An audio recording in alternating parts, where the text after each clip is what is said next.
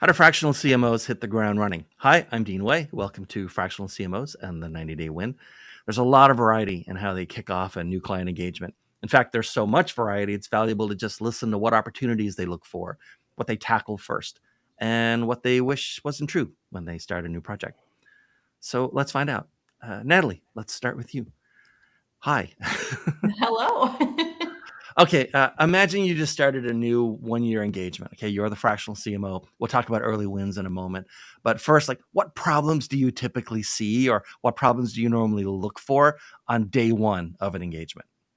Yeah, and it typically starts before day one of an engagement as part of the sales process and as part of understanding the company, typically the founder or the CEO and what they've experienced and their challenges and why they're reaching out for a fractional CMO in the first place, because I need to know if I'm going to be able to help them based on where they're at, based on their expectations, the resources they have available, et cetera. So really it starts with, why are we having this conversation? And what I hear so much of the time is, we're investing in marketing. You know, we have a couple of people helping us here and there, or we're working with an agency, but nothing is cohesive. We aren't getting traction with anything. There's no momentum.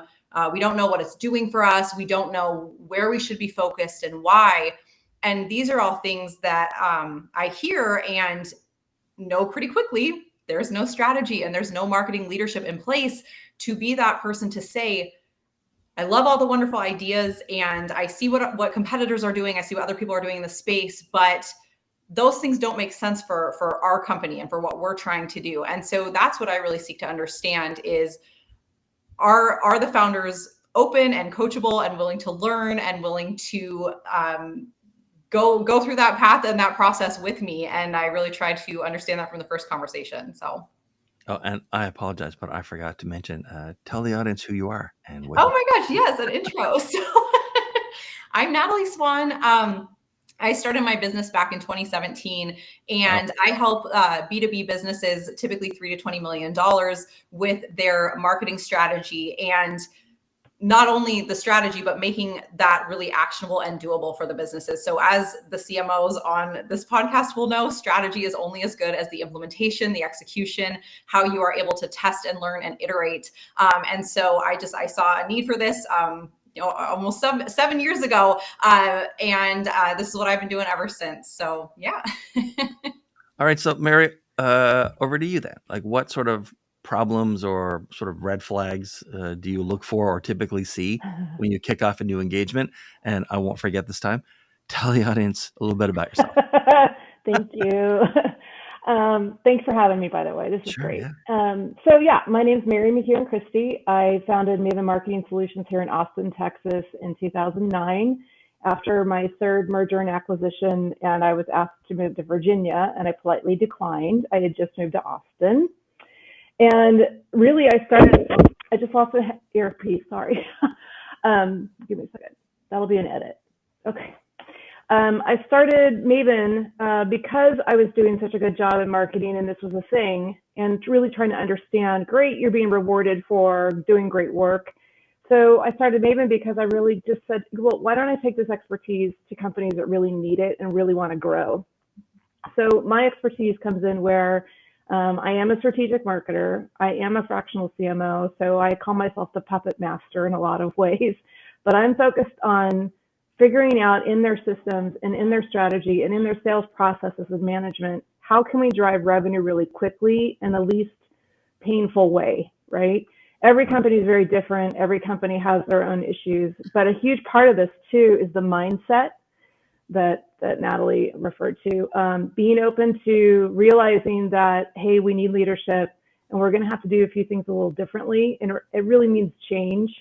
And it's important for organizations to be in that mindset for this to work. I know I hear a lot of complaints about marketing quite often, and it's because they've never set up any systems to actually report and provide transparency and accountability, not just for marketing, but with sales and the full organization together, so that everybody's moving in the same direction and they see what's happening, right? So yes, that was a very clunky intro. My apologies. My earbud falling out wasn't exactly great, but hopefully that gives you an idea of the kind of work we're both doing. Natalie and I are both doing here. Yeah. Red flags. Okay, so in the process, when we start talking, I'm sure Natalie will confirm this too, but you're basically going through discovery questions, and it's usually a couple different meetings before you decide, okay, you guys seem like we agree that we're going to try working together, right? And we're going to see how this goes. So always what happens on day one, you come in there and you start asking questions. Okay, so tell me about your marketing infrastructure and your reporting. And huge red flag comes up for me when they don't have a CRM. I've been approached by several multi-million, 10 million plus companies that are using ERPs, B2B ERPs. They're not even open to using a CRM.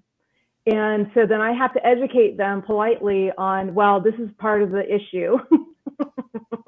And this is what it does and why it's so important. And really, it helps really solidify a really great working relationship with sales. Because in my head, I'm the hunter.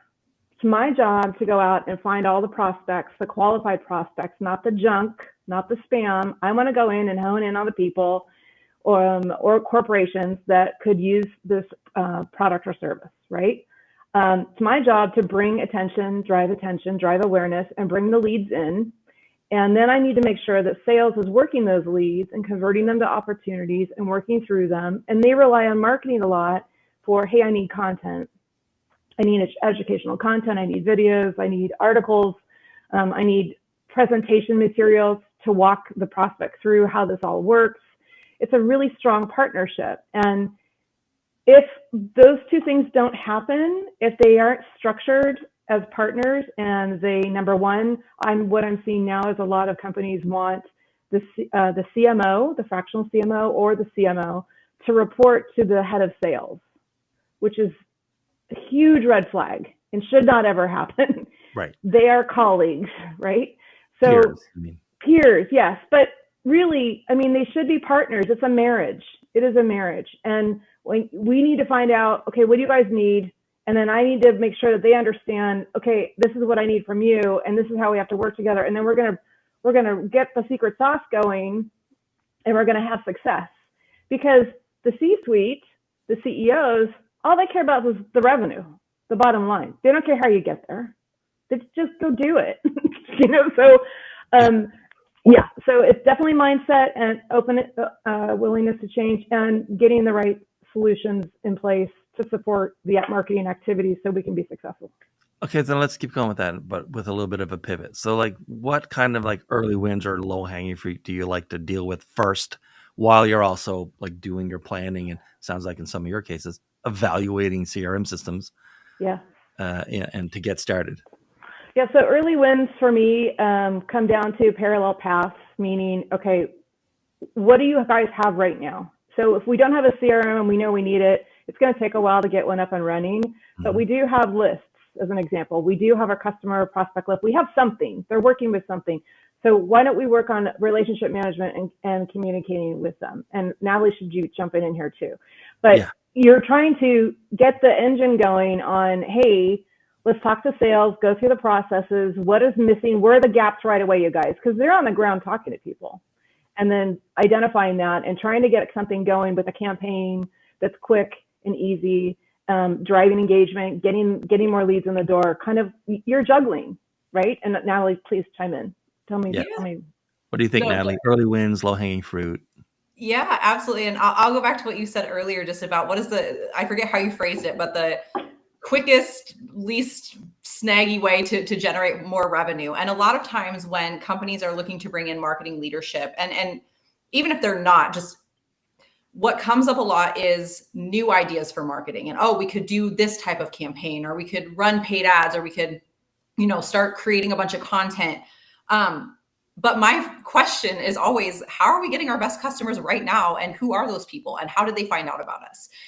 That is always going to be your fastest path to seeing more success and momentum with those people. And so that's the first thing. And with that, one of the first things that I take my clients through as part of the process is we do a ton of customer interviews and understanding not only surface level. What are the words they're using? What are the phrases? How are they talking about the challenges that they went through before they brought on the client to solve their problems? But Right. what is the deeper driver behind that? Like, why did they make those decisions, and what kept them up at night? Which I know is a grossly overused term, but so many people miss the simple act of just talking to their customers and understanding those things and documenting it somewhere, and then getting it in front of the sales team and having a conversation about it, because that is going to give you so much insight that you're not going to otherwise have. And you can create all the content in the world, you can come up with all the campaigns in the world, but if it's not described in a way that's going to resonate with your best customers, then you're wasting a lot of time doing it. And so that's really a big piece of low-hanging fruit. And the other thing, which might sound silly, but is massively important when you are fractional and you're trying to move quickly and build trust quickly and credibility with new teams and new executive leadership, is honestly just getting organized and taking initiative, so that the CEO or the other leaders don't have to think about it, coming to them with, hey, this is what I need from you. Or like you said earlier, these are the questions I have, and here's how we're going to run things. And this is what you can expect from me. And this is when we're going to have touch points. This is when I'm going to have touch points with the sales team and the sales leaders.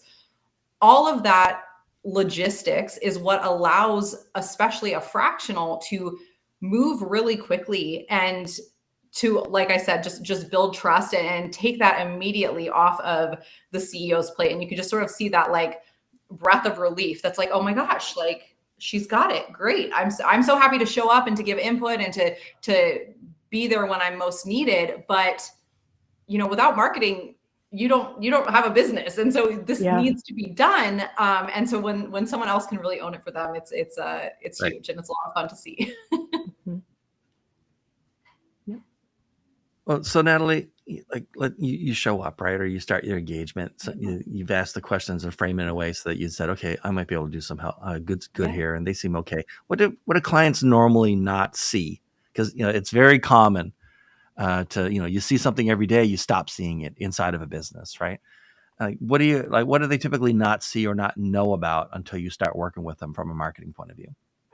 They don't see how many resources they're wasting, time, money, because they're not focused on a strategy, because their internal team, whether that is sales or ops or whomever, isn't bought into the marketing strategy. Because what are we marketing? We're marketing their business, right? And so everyone needs to be on the same page about what the marketing strategy is and how we're going to collaborate on it. Especially for industries, for example, some of my clients have really deep subject matter expertise. And as a marketer, it's my job to bring those people in at the right time to help tell that story. And so they just don't see how, when it's, we have this idea on a Tuesday and then this new idea on a Friday, and then the marketing internal person is just trying to keep up with responding to emails, how detrimental that is to the operation of the business and to the business growth. And Mary, what do you think? I'm laughing because I visualize, it's like they're all chickens with their heads cut off running around, because they're kind of panicked. And it's interesting to me that the management, higher level management, doesn't recognize that, because they're so buried with their dailies. And I think this is also part of a startup small business mentality. And then they get to a point, usually when they hit about 10 million, they realize, all right, we really need to get our act together here. Like, we get the marketing's valuable. We've been spitballing. I call it the spaghetti approach, where they're just throwing stuff up against the wall to see what sticks. And then, sales is off doing this and probably using outdated messaging, which is my number one pet peeve. They're all just a bunch of cowboys running around. Their intention is great. They're really trying, but they're just not coordinated and organized, and they don't have their act together.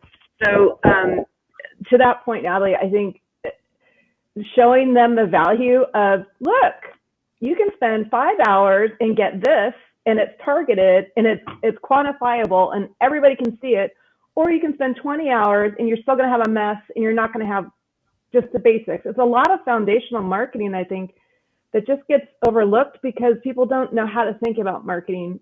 In my experience, if you ask companies, CEOs, what do you consider the difference between sales and marketing? They don't have an answer. for them, marketing is the same as sales, and all they care about is the revenue. Right. So I try to really work hard on breaking it down so they understand we do this, they do this, we're partners, we're dancing together. And look at, we won the competition, right? It's just, yeah, it's interesting. It's interesting. Well, then I would go ahead. expand on that just really quickly, because you said like the handful of hours versus the 20 hours, which in and of itself is a massive cost, but companies will continue this way for months and for years. And it just becomes, this is how we operate. And, you know, nothing changes if nothing changes. It's like, how are you going to do this differently in order to get everyone on the same page and to focus and prioritize?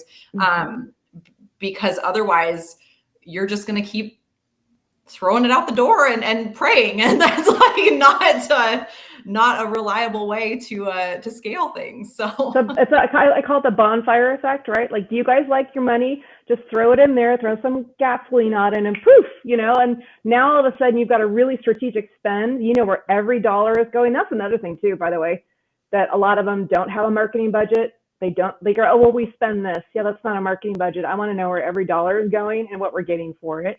Right. A lot of them don't have any concept of, oh, well, we need to evaluate this, and maybe we don't need 3 other software solutions that have just been sitting there that nobody's using. You know, there's a ton of waste. And then so when you do get them organized and you show them, they're usually baffled, like, oh my God, because you've got to be careful. You don't want to insult them. You'd be like, yeah, you should have been paying attention to this.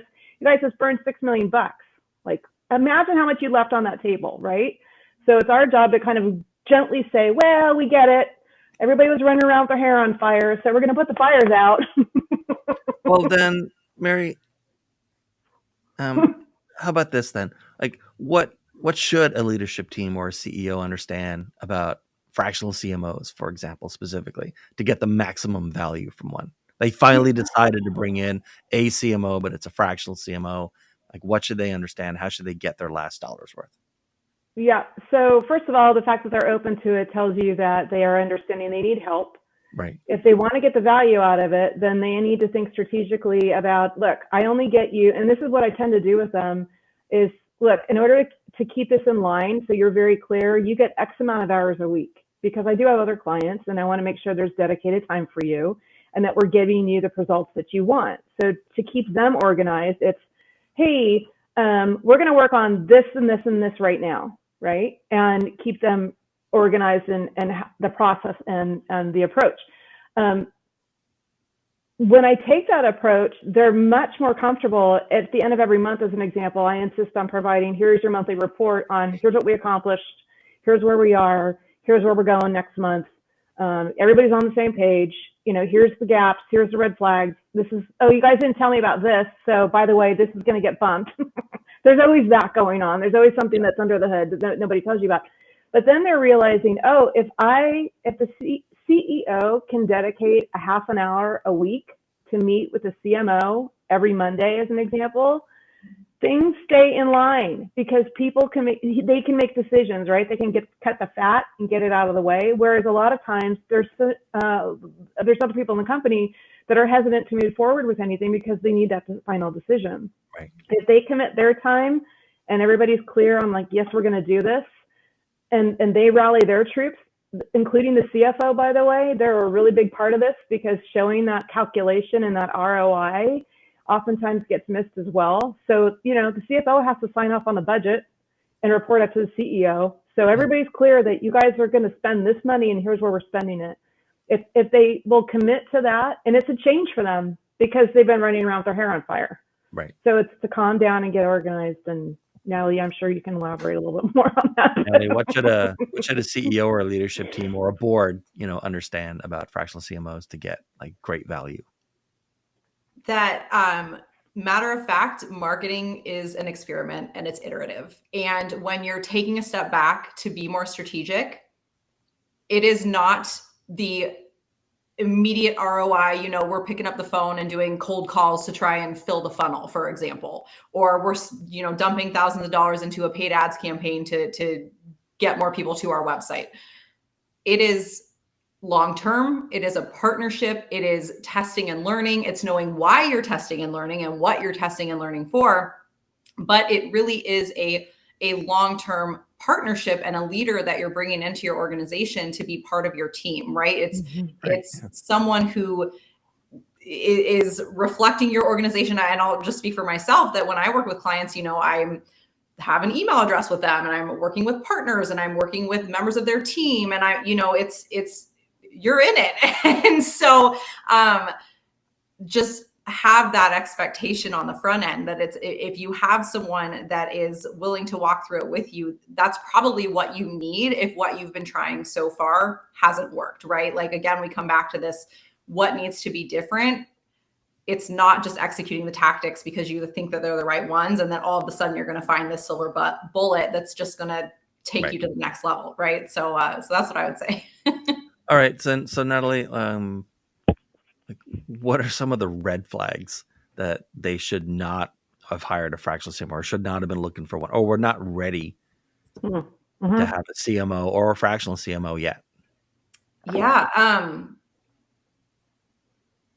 Marketing is brought in to amplify your business and to amplify the products that you have or the services that you have. And I think a lot of times marketing, and I don't think I've seen this, that marketing is sort of seen as, well, we just need more eyeballs. We just need more exposure. If only more people knew about this, then it would be a slam dunk and we would have all these customers. And often that's not the case. And so a red flag for me, and this is something that, again, I pick up on sales calls, is, if they're telling me we don't need the strategy, we just need someone to execute, and I'm looking at their website and I'm looking at their social channels, and I'm seeing in 3 seconds that, you need the strategy because what you're telling me doesn't line up with how you are portraying yourself to everybody else, to prospects, to potential customers. And so if they're not willing to hear that objective feedback, and that's just a big red flag for sure, because then you can't be an effective partner for them. So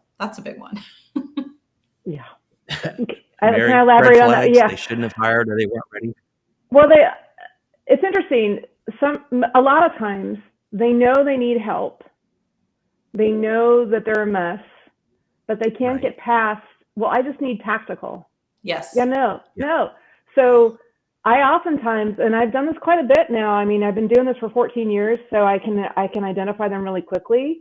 And I flat out say, look, if you're not mentally willing to accept that this is a game changer for you, that we're going to this next level, and you're so wrapped up on the tactical, you should just hire a marketing manager. They can juggle what you're doing. Right. You can keep going along. And then when you finally are ready, call me. But there's something in their psyche that terrifies them.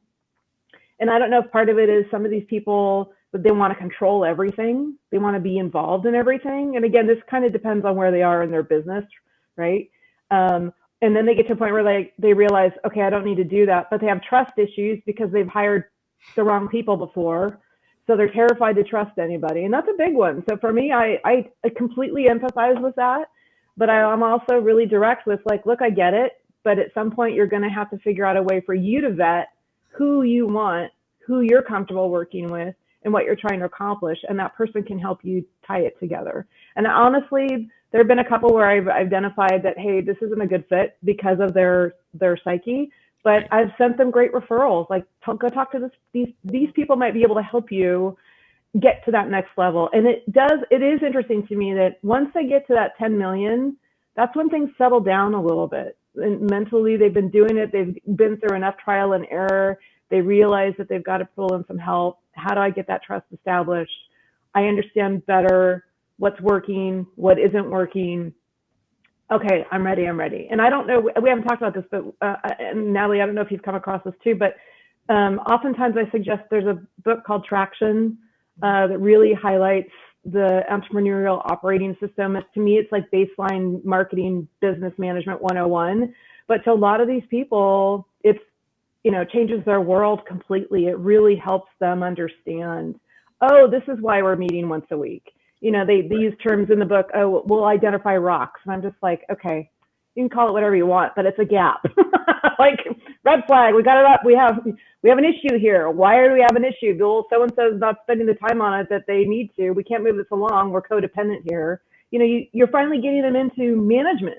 A lot of them just haven't been really doing it right.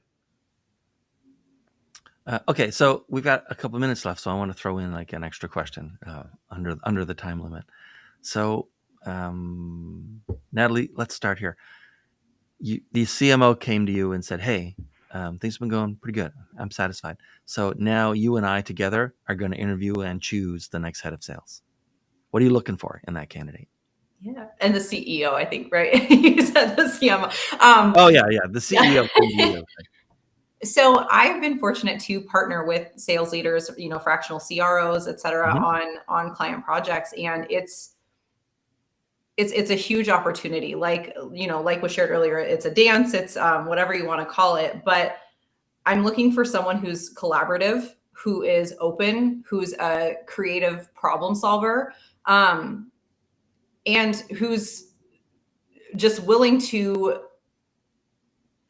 meet the client where they are. And like I said earlier, what are the biggest opportunities here that we can get a little scrappy and we can figure things out together. So I would say that just collaboration is such a huge one. And with that, obviously, is communication. So, we've talked about having regular touch points with the CEO, but also with the sales team, with the sales lead, like making sure that we're not sending outdated messaging, and here's why, and here's what we've done recently to learn more about what we should be saying, for example. So, I mean, those are the big ones. And for me, I I always want to come into a situation and be the best team member I can be. And whether that is the head of sales or the operations person, or like you said, the CFO, like marketing can't be effective if it is off in the corner or off in a silo. Like it just does not work. And so it's really important to build those relationships.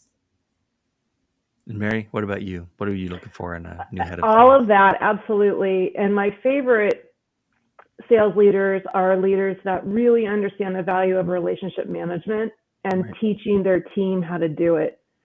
So, I just read an article again this morning where companies are people, essentially.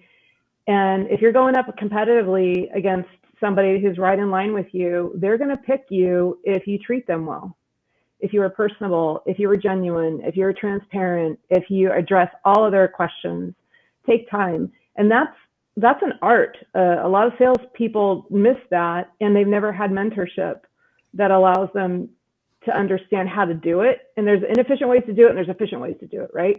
And making sure marketing, obviously, so if we're working together, making sure, all right, what else do you need if you have these kinds of really difficult, long sales cycles?